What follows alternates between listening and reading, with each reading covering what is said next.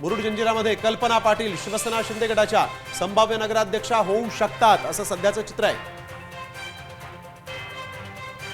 सत्ता कोणाची येईल तर सत्ता शिंदे गटाची येऊ शकते।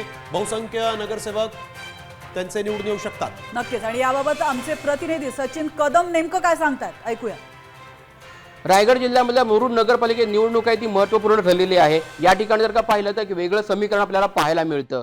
रायगडच्या मुरुडमध्ये शिवसेना शिंदे गट आणि काँग्रेस यांची युती झालेली पाहायला मिळाली, तर त्याच ठिकाणी राष्ट्रवादीचा जो अजित पवार गट आहे म्हणजे प्रामुख्याने जर का रायगडमधली परिस्थिती पाहिले तर सुनील तटकरे यामध्ये विरोधात होते। राष्ट्रवादी मार्फत आराधना दांडेकर या उमेदवारी लढवत होत्या, तर शिवसेनेमार्फत कल्पना पाटील यांनी या ठिकाणी निवडणूक लढवलेली आहे।